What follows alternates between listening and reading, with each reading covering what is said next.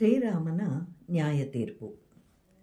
ಶ್ರೀರಾಮನು ಪ್ರಾತಃ ಕಾಲದಲ್ಲಿ ಮಾಡಬೇಕಾದಂತಹ ಸಂಧ್ಯಾವಂದನಾದಿ ಕರ್ಮಗಳನ್ನು ಮುಗಿಸಿ ಧರ್ಮಸಮ್ಮತವಾದ ರೀತಿಯಲ್ಲಿ ನ್ಯಾಯವನ್ನು ಹೇಳಲು ಧರ್ಮಸಿಂಹಾಸನದಲ್ಲಿ ಕೂತ್ಕೊಂಡಿರ್ತಾನೆ. ವೇದವನ್ನು ತಿಳ್ಕೊಂಡಂತಹ ಬ್ರಾಹ್ಮಣರು, ಪುರೋಹಿತರಾದ ವಸಿಷ್ಠರು, ಮಹರ್ಷಿ, ಕಶ್ಯಪರು ಎಲ್ಲರೂ ಅಲ್ಲಿರ್ತಾರೆ. ರಾಜ ವ್ಯವಹಾರಗಳನ್ನು ತಿಳ್ಕೊಂಡಿದ್ದಂತಹ ಮಂತ್ರಿಗಳು, ಧರ್ಮಶಾಸ್ತ್ರವನ್ನು ತಿಳಿದ ಅಧ್ಯಾಪಕರು, ನೀತಿಶಾಸ್ತ್ರವನ್ನು ತಿಳಿದವರು, ಇತರ ರಾಜರು ಮತ್ತು ಸಭಿಕರಿಂದಲೂ ಸಹ ಸಭಾಭವನವು ತುಂಬಿಕೊಂಡಿರುತ್ತೆ. ಆ ಸಮಯದಲ್ಲಿ ಕಾರ್ಯಾರ್ಥಿಯಾಗಿ ನಾಯಿಯೊಂದು ಅಲ್ಲಿಗೆ ಬಂತು. ಲಕ್ಷ್ಮಣ ಅದನ್ನು ರಾಜನ ಬಳಿಗೆ ಬರಲು ಹೇಳಿದಾಗ ನಾಯಿಯು ದೇವಸ್ಥಾನದಲ್ಲಿ, ರಾಜಭವನಗಳಲ್ಲಿ, ಬ್ರಾಹ್ಮಣರ ಮನೆಗಳಲ್ಲಿ ಅಗ್ನಿ, ಸೂರ್ಯ, ವಾಯುವಿನ ಸಾನ್ನಿಧ್ಯ ಎಲ್ಲ ಕಾಲಗಳಲ್ಲಿಯೂ ಇರುತ್ತೆ.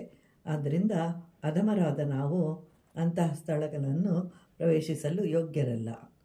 ಅಷ್ಟೇ ಅಲ್ಲ, ಶ್ರೀರಾಮನು ಧರ್ಮದ ಸಾಕಾರ ಮೂರ್ತಿ, ಸತ್ಯವಾದಿ, ಯುದ್ಧದಲ್ಲಿ ಕುಶಲನು, ಸಮಸ್ತ ಪ್ರಾಣಿಗಳ ಹಿತದಲ್ಲಿಯೇ ನಿರತನಾಗಿರ್ತಾನೆ. ಅಂತಹವನ ಭವನವನ್ನು ಪ್ರವೇಶಿಸಲು ಸಾಧ್ಯವಿಲ್ಲ ಅಂತ ಹೇಳುತ್ತೆ. ಹೀಗೆ ಶ್ರೀರಾಮನು ಸರ್ವಜ್ಞನು, ಸಂಧಿ ವಿಗ್ರಹಾದಿ 6 ಗುಣಗಳನ್ನು ತಿಳಿದವನು, ಅವನೇ ಮೃತ್ಯುಪ್ರಾಯನಾಗಿರುವವನು, ಸಕಲ ಸಂಪತ್ತು ಹೊಂದಿದವನು, ಅವನೇ ಅಗ್ನಿ, ಇಂದ್ರನಂತೆ 100 ಅಶ್ವಮೇಧ ಯಾಗಗಳನ್ನು ಮಾಡಿರುವನು. ಆದ್ದರಿಂದ ಅವನ ಅಪ್ಪಣೆಯನ್ನು ಪಡ್ಕೊಳ್ಳದೆ ಪ್ರವೇಶಿಸಲು ಸಾಧ್ಯವಿಲ್ಲ ಅಂತ ಹೇಳುತ್ತೆ ಆ ನಾಯಿ. ಒಂದು ನಾಯಿಯ ಇಷ್ಟೊಂದು ವಿಷಯಗಳನ್ನು ಅರಿತು ಮಾತನಾಡಿದಾಗ ಲಕ್ಷ್ಮಣನು ರಾಮನಿಗೆ ಈ ವಿಷಯವನ್ನು ತಿಳಿಸ್ತಾನೆ. ಹೀಗೆ ಆ ಶ್ವಾನವು ರಾಮನ ಆಜ್ಞೆಯಂತೆ ಭವನವನ್ನು ಪ್ರವೇಶ ಮಾಡುತ್ತೆ.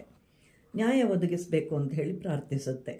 ಪ್ರಭು, ಸರ್ವಾರ್ಥ ಸಿದ್ಧನೆಂಬ ಬ್ರಾಹ್ಮಣನು ಯಾವ ಅಪರಾಧವನ್ನೂ ಮಾಡದ ನನ್ನನ್ನು ನಿಷ್ಕಾರಣವಾಗಿ ಹೊಡೆದಿದ್ದಾನೆ ಅಂತ ಹೇಳಿದಾಗ ರಾಮನು ಆ ಬ್ರಾಹ್ಮಣನನ್ನು ಕರೆದು ಪ್ರಶ್ನಿಸಿದಾಗ ಆ ಬ್ರಾಹ್ಮಣನು ಹೀಗೆ ಹೇಳ್ತಾನೆ: ರಾಘವ, ಕೋಪದ ಕಾರಣದಿಂದ ನಾನು ಅದನ್ನು ಹೊಡೆದೆ.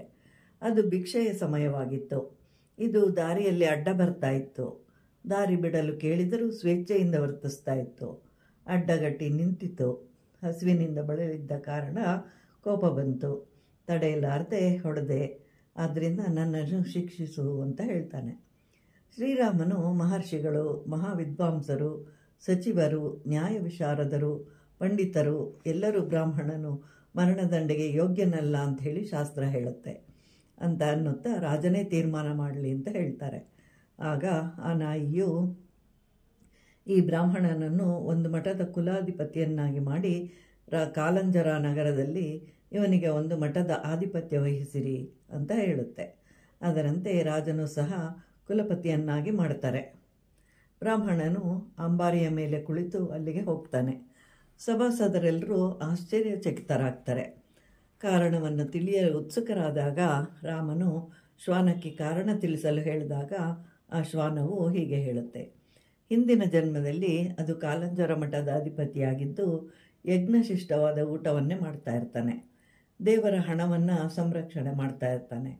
ಎಲ್ಲ ಪ್ರಾಣಿಗಳ ಹಿತವನ್ನೇ ಬಯಸ್ತಾ ಇದ್ದಾನೆ. ಹೀಗಿದ್ದರೂ ಈ ಜನ್ಮದಲ್ಲಿ ನಾಯಿಯಾಗಿ ಜನಿಸಿರುವೆನು.